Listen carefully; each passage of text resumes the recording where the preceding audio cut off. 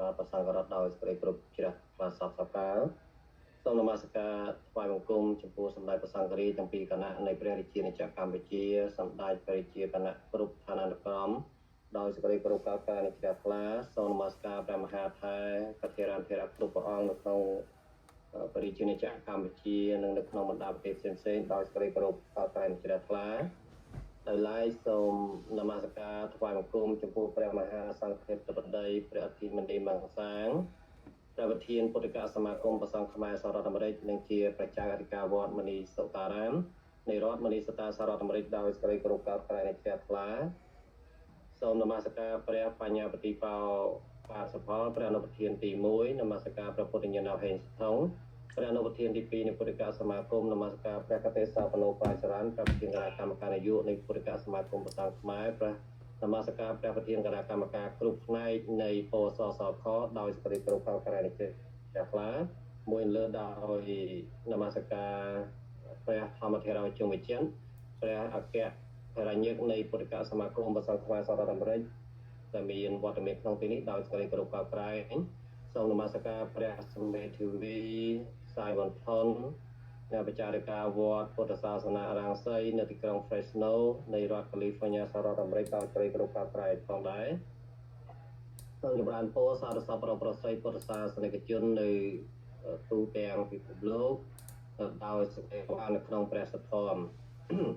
នៅក្នុងថ្ងៃនេះគឺស្ថិតនៅក្នុងថ្ងៃអង្គារ11កើតខែចែកឆ្នាំរោងឆស័កពុទ្ធសករាជ2568ត្រូវនៅថ្ងៃទី8ខែមេសាឆ្នាំ2025សម្រាប់ថ្ងៃនេះគឺកម្មវិធីបច្ចុប្បន្នភាពសង្គមបានបរិជួបប្រសងពុទ្ធបរិស័ទជាបន្តទៀតតាមពេលវេលានិងម៉ោងដដែលតែកម្មវិធីបច្ចុប្បន្នភាពនិងសង្គមថ្ងៃនេះយើងលើកយកប្រធានបទព្រឹត្តិការណ៍ដែលនឹងកើតមាននៅក្នុងខែមេសានិងខែឧសភាជាទូទៅប្រសងពុទ្ធបរិស័ទពិសេសពលរដ្ឋខ្មែរពុទ្ធសាសនិកខ្មែរបានជ្រាបហើយនៅយើងនិយាយដោយឡែកនៅបរិជាណាចក្រកម្ពុជាដែលសារយើងកំពុងផ្សាយនេះគឺផ្សាយចេញពី page របស់ពុទ្ធសមាគមសហការសហរដ្ឋអាមេរិកអញ្ចឹងបានប្រាប់ពីថាដោយឡែកនេះគឺសំដៅដល់ប្រទេសកម្ពុជានៅប្រទេសកម្ពុជាប្រសងពុទ្ធបរិស័ទនៅកាន់ពុទ្ធសាសនាប្រទេសយើងជាធម្មរៈពុទ្ធសាសនិកគឺប្រទេសមានព្រះមហាក្សត្រគេហៅថារាជាណាចក្រកម្ពុជាព្រះរាជាណាចក្រកម្ពុជានៅក្នុងស្ថាប័នព្រះបរមរាជវាំងគឺយើងមានពិធីបុណ្យទ្វារទសមាសហើយពិធីបុណ្យទ្វារទសមាសដែលរៀបចំឡើងធ្វើឡើងប្រពៃនៅក្នុងព្រះរាជវាំងនោះក៏ត្រូវបានផ្សព្វផ្សាយទូទាំងប្រទេសហើយបានប្រពៃគ្រប់បណ្ដាវត្តមានន័យថាពិធីបុណ្យទ្វារទសមាសនោះទ្វារតេសានបាន12ខែនោះមានន័យថាតាំងពីខែមករាកុម្ភៈមីនាមេសាឧសភារហូតដល់ខែធ្នូនោះគឺខែណាក៏មានពិធីដែរក៏មានពិធីដែរតែដូច្នេះហើយបានជាថ្ងៃនេះយើងដាក់ប្រធានបទថាព្រឹត្តិការណ៍ដែលនឹងកើតមាននៅក្នុងខែមេសានិងខែឧសភាគឺខែ4ខែ5ខែ4ខែ5គឺត្រូវនៅខែចែកខែវិសាខណានេះគឺជាអ្វីដែលចិត្តនឹងកើតឡើងព្រឹត្តិការណ៍នោះដែលនឹងចិត្តកើតឡើងគឺយើងលើកយកព្រឹត្តិការណ៍ទាំងនោះយកមកជជែកពិភាក្សាគ្នា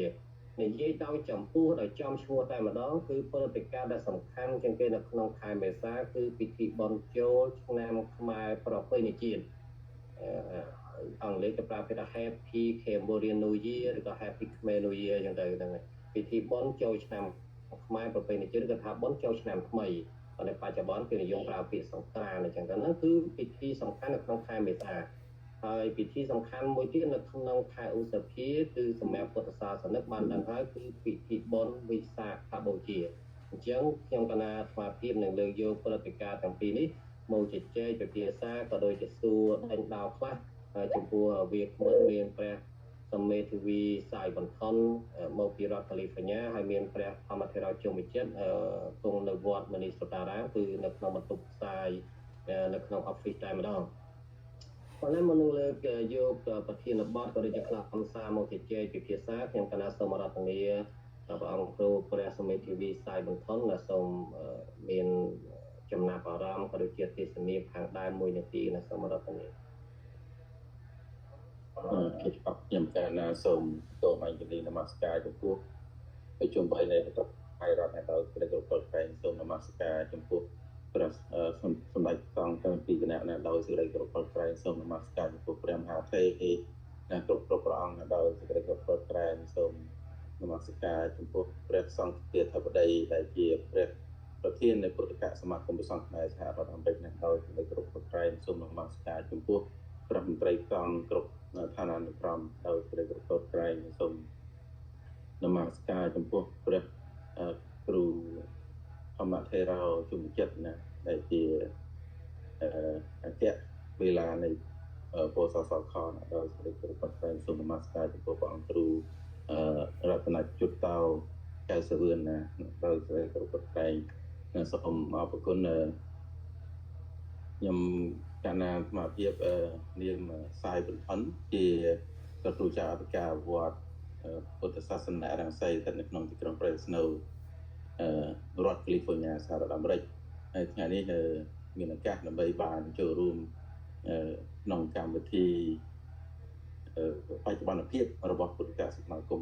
ព្រះសង្ឃខ្មែរយើងដែលតែងតែប្រពៃធ្វើជារៀងរាល់សប្តាហ៍ហើយដោយតែព្រះអង្គគ្រូបានលើកឡើងហើយគឺក្នុងថ្ងៃនេះនឹងមានការរៀបរាប់អំពី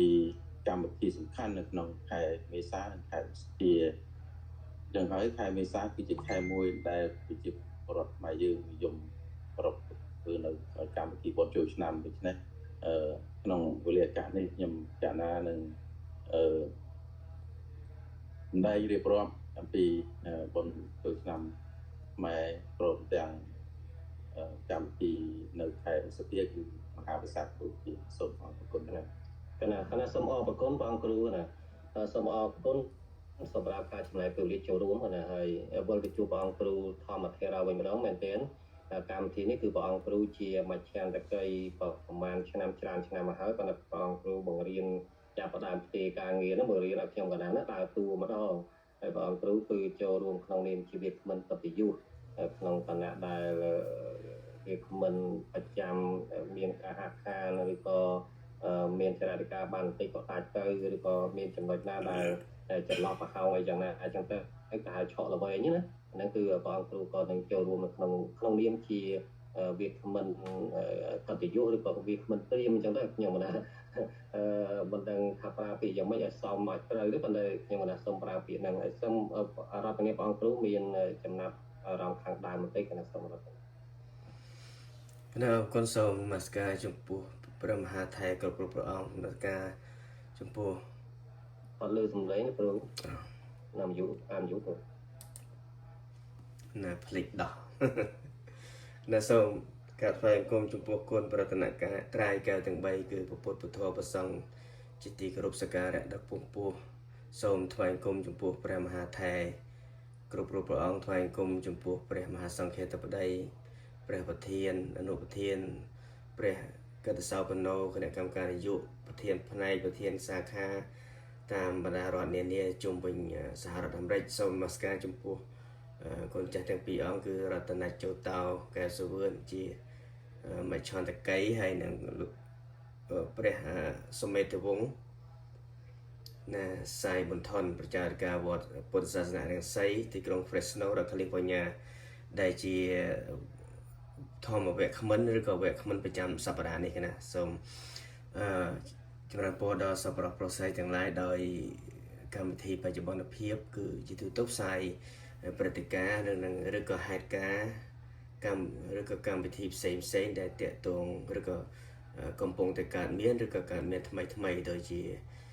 ព្រឹត្តិការណ៍ជុំវិញពិភពលោកព្រឹត្តិការណ៍ប្រចាំនៅក្នុងកាលឡើងនៅក្នុងសហរដ្ឋអាមេរិកឬក៏ព្រឹត្តិការណ៍ឬក៏កម្មវិធីប្រចាំពុទ្ធកសមាគមព្រះសង្ឃខ្មែរយើងដែលជាគម្រោងដែលជាគោលបំណងនិងកម្មវិធីប្រចាំពុទ្ធកសមាគមដូច្នេះហើយការផ្សាយកម្មវិធីមួយនេះគឺនឹងបន្តបេសកកម្មរបស់ខ្លួនបន្តទៅទៀតបន្តពីអវត្តមានឬក៏សម្រាប់យ៉ាងយូរណាដោយគណៈកម្មការគ្រប់ផ្នែកឬក៏ ប្រមហាថៃជាគណៈសង្ឃនៃពុទ្ធសមាគមយើងបានបំពេញបេសកកម្មនៅក្រៅប្រទេសមានឥណ្ឌានិងប្រទេសរាជាណាចក្រកម្ពុជាជាដើមដូច្នេះហើយការវិលត្រឡប់មកវិញឬការបន្តនៅបេសកកម្មរបស់ខ្លួនបំពេញនៅវត្ថុបំណងឬក៏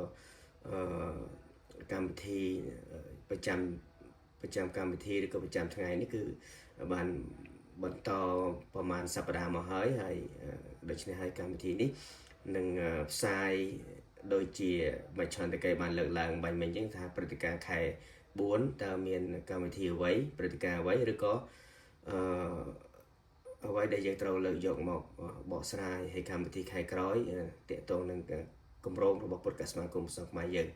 ដូច្នេះហើយសូមចំណាប់អារម្មណ៍ប៉ុណ្ណេះសូមប្រកេនកម្មវិធីណាអរគុណណាសូមអរគុណបងគ្រូណាដោយតែប្រសងពុទ្ធបរិស័ទបានជ្រាបហើយគឺបានលើកឡើងខាងដើមបន្តិចហើយថាព្រឹត្តិការណ៍ដែលសំខាន់នៅក្នុងខែ4គឺបុណ្យចូលឆ្នាំខ្មែរប្រពៃណីជាតិហើយខែ5គឺខែឧសភាគឺបុណ្យវិសាខកម្ពុជាឥឡូវយើងលើកយកពីពិធីបុណ្យចូលឆ្នាំខ្មែរប្រពៃណីជាតិជាពាក្យពេញគឺពិធីបុណ្យចូលឆ្នាំខ្មែរប្រពៃណីជាតិណាប្រពៃណីជាតិទៀតណាចូលឆ្នាំខ្មែរប្រពៃណីជាតិឥឡូវព្រះអង្គគ្រូជាដំបូងចង់បានព្រះអង្គគ្រូថាតើបុណ្យអ្វីទៅដែលហៅថាពិធីបុណ្យចូលឆ្នាំថ្មីឬក៏ពិធីបុណ្យចូលឆ្នាំខ្មែរប្រពៃណីជាតិហ្នឹងតើព្រះអង្គគ្រូសមេធាវីយល់ថាជួយបង្ហាញពីថាតើពិធីបុណ្យចូលឆ្នាំថ្មីឬក៏ពិធីបុណ្យចូលឆ្នាំខ្មែរប្រពៃណីជាតិហ្នឹងមានអត្ថន័យខ្លឹមសារយ៉ាងណាហើយជាទូទៅប្រារព្ធនៅថ្ងៃណាដែរសូមអរគុណណាសូមអរគុណព្រះអង្គគ្រូជាមជ្ឈន្ទកិច្ចដែលបានផ្ដល់ឱកាសឲ្យខ្ញុំណាកម្មវិធីបុណ្យចូលឆ្នាំថ្មីប្រពៃណីជាតិខ្មែរណាហើយឥឡូវពីច្រើនមានពីប្រើពាក្យថាសង្គ្រាន្តកន្លែងខ្លះប្រើសង្គ្រាន្តកន្លែងខ្លះប្រើថាប្រពៃណីជាតិខ្មែរមិនខុសទោះអីទេណាហើយបានជាយើងដាក់កម្មវិធីបុណ្យថាជាបុណ្យចូលឆ្នាំថ្មីប្រពៃណីជាតិខ្មែរដោយមួយឆ្នាំគឺវិលជុំ12ខែអញ្ចឹងទៅដល់ខែមេសាហ្នឹងគឺដល់ឆ្នាំថ្មីទៀតដល់ឆ្នាំថ្មីទៀតហើយច្រើនតែត្រូវចំថ្ងៃទី13 14 15ឬក៏14 15 16អីចឹងជាដើមណាដូចឆ្នាំនេះយើងត្រូវថ្ងៃទី14 15 16ណាអញ្ចឹងវិលជុំមកទៅដល់ថ្ងៃហ្នឹងគឺយើងគ្រប់មួយឆ្នាំទៀតណាគ្រប់មួយឆ្នាំទៀតចូលឆ្នាំថ្មីអញ្ចឹងព្រះអង្គគ្រូគ្រប់ព្រះអង្គញាតិញោមហ្នឹងគឺថាដល់ពេលហ្នឹងគឺយើងគ្រប់ចូលឆ្នាំមួយឆ្នាំទៀតហើយដឹងតែខ្លួនយើងហ្នឹងកើនអាយុមួយឆ្នាំទៀតហើយណាកើនអាយុមួយឆ្នាំទៀតហើយយើងប្រើពាក្យថាប្រពៃណីខ្មែរណាប្រពៃណីខ្មែរគឺបុណ្យនេះគឺពាក្យនេះគឺកំណត់យកតាក់ទងទៅនឹងប្រពៃណីរបស់ខ្មែរយើងដែលតែងតែប្រារព្ធធ្វើកម្មវិធីបុណ្យនេះដែលមានអបស្តបនៅគំនិតអប់រំជាច្រើនដែលជាទំនៀមទម្លាប់របស់ខ្មែរយើងដែលតែងតែប្រារព្ធធ្វើឡើងអស់រយៈកាលយូរលង់ណាស់ហើយរហូតមកដល់បច្ចុប្បន្ននេះគឺយើងនៅតែបន្តប្រារព្ធធ្វើនៅកម្មវិធីនេះទីមួយគឺដើម្បីបានរក្សាទុកនៅកេរដំណែលប្រពៃណីជាតិរបស់ខ្មែរយើងដែលមានមកហើយទីពីរគឺដើម្បីបានជួបជុំរវាងប្រជាពុទ្ធបរិស័ទនិងរវាងគ្នានឹងគ្នានៅក្នុងទីវត្តអារាមក្តីនៅក្នុងទីស្រុកកំណើតក្តីដូចជាយើងបានជ្រាបហើយថានៅប្រទេសកម្ពុជាយើងគឺឲ្យតែដល់បុណ្យចូលឆ្នាំហ្នឹងគឺយើងមានឱកាសបានត្រឡប់ទៅភូមិកំណើតវិញដើម្បីបានទៅចូលរួមសម្ដែងនៅការជួបជុំគ្នាហើយក្នុងឱកាសហ្នឹងផងដែរគឺយើងបានឱកាសដើម្បីបានទីមួយគឺបានបំពេញកតាបកិច្ចជាកូនកតញ្ញូជាបងប្អូនល្អអីចឹងទៅគឺយើងជុំគ្នាណាត់គ្នាទៅពេញនៅឆ្ងាយពីផ្ទះរៀងខ្លួនទៅពុតប៉ុន្តែដល់ពេលចូលឆ្នាំខ្មែរប្រពៃណីជាតិយើងហ្នឹងគឺយើងមានឱកាសបានទៅលេងស្រុកកំណើតហើយបានបំពេញនៅបុណ្យកុសលបានសម្ដែងនៅការកតញ្ញូគឺនៅក្នុងកម្មវិធីនេះជារៀងរាល់ឆ្នាំគឺមានប្រពៃណីដូចជាការអញ្ជើញចាស់ឬក៏ស្រោចទឹកចាស់អីជាដើមអញ្ចឹងទៅហើយយើងបាននាំយកនៅទេយ្យវត្ថុផ្សេង ទៅជូនដល់អ្នកមានគុណជាដើមណានៅក្នុងវេលាការហ្នឹងហើយជួបជុំគ្នាហើយក៏មានការលេងនៅល្បែងប្រជាប្រិយខ្មែរដែលយើងមានពីយូរលង់ណាស់មកហើយហ្នឹងច្រើនណាស់ណាហើយមានកម្មវិធីល្បែងល្បាំបែបខ្មែរយើងតាមពីខ្ញុំណានៅកុមារភាពគឺសបោនឹងការលេងដូចជាមានការទាញព្រាត់លាក់ផ្សែងអីជាដើមបោះឈូងអីជាដើមហ្នឹងគឺបង្ហាញឲ្យឃើញថានៅក្នុងភូមិស្រុកនីមួយៗហ្នឹងគឺមានភាពសាមគ្គីស្រឡាញ់រាប់រយគ្នាប៉ុន្តែសម័យបច្ចុប្បន្នណាសម័យបច្ចុប្បន្នយើងឃើញថាមានការផ្លាយខុសពីសម័យមុនដោយអាស្រ័យទៅលើការអភិវឌ្ឍទៅនៅសង្គមរបស់យើងឃើញថាមានការលេងល្បែងល្បាំជាប្រៃហ្នឹងផ្លាយច្រើនហើយមករយៈកាលនេះនៅក្នុងស្រុកខ្មែរយើងដូចតែបានឃើញតាមប្រព័ន្ធផ្សព្វផ្សាយនានាមួយចំនួនកន្លែងខ្លះមានរហូតដល់លេងល្បែងដូចជាបាញ់ទឹកលាបធ្យូងអីជាដើមណាឃើញថាការលេងនេះវាអាចមានប៉ះពាល់ដល់សង្គមយើងហើយមានការកាត់បន្ថយនៅការលេងល្បែងប្រជាប្រិយរបស់យើងឲ្យមានការចោលឈូងបង្គគុញដាក់ខ្សែពីព្រាត់ហើយកញ្ចក់តែស្លឹកឈើអីជាដើមហ្នឹងគឺមានការឃ្លាតចាក់ឆ្ងាយអំពីល្បែងប្រជាប្រិយទាំងអស់នោះបច្ចុប្បន្ននេះប៉ុន្តែទោះបីជាយ៉ាងណាក៏ដោយនៅក្នុងកម្មវិធីបុណ្យចូលឆ្នាំនេះគឺជាបុណ្យមួយដែលបង្ហាញឲ្យឃើញនៅការសាមគ្គីរវាងខ្មែរនិងខ្មែរនៅក្នុងពេលហ្នឹងហើយវាជាពេលមួយដែលយើងជាអ្នកកាន់ពុទ្ធសាសនាដែលតែងតែគោរពជឿនៅពុទ្ធសាសនាតែងតែអញ្ជើញទៅវត្តដើម្បីបានបំពេញបុណ្យកុសលឧទ្ទិសជូនដល់បុព្វការីជននិងបានរួមចំណែកចូលរួមថែរក្សាតាមប្រពៃណីខ្មែរយើងដែលមានមកតាំងពីយូរលង់ណាស់មកហើយកម្មវិធីចូលឆ្នាំនេះមិនថាតែប្រជាពុទ្ធបរិស័ទដែលនៅក្នុងប្រទេសកម្ពុជាប៉ុណ្ណោះទេដូចជាដាច់ចឹងលោកគ្រូការ live ដូចជាដាច់ចឹងលោកគ្រូ share screen គ្រូថត share screen ចែកទៅអីវាដាច់ចឹងគ្រូណាដាច់ហើយវាបិទបាននេះថាការ live ទៅបានបញ្ចប់ហើយមានបិទណាអត់ទេការ live ដាច់ទៅនៅដើរតែដើរនៅវាលោតមកទៅបានប្រហែលនាទីដាច់បាត់ហើយបើកណា check មើលក្នុង page ដាច់ចឹងមែន being live versus live ដាច់ទេមើលបាន line ណាដាច់ហើយវាលោត versus live ហើយទៅថាដាច់អ្នកគូសមេធាវីខាងចូលយូចឹងចូលមកមិនពុតកាឯងហ្នឹងមិនលយដូចជាលឺតែកណ្ដាល2អង្គទេលោកមិន record ចាប់បានហើយនិយាយចឹងណាយកទៅចាប់ដល់ហ្នឹងនេះទេ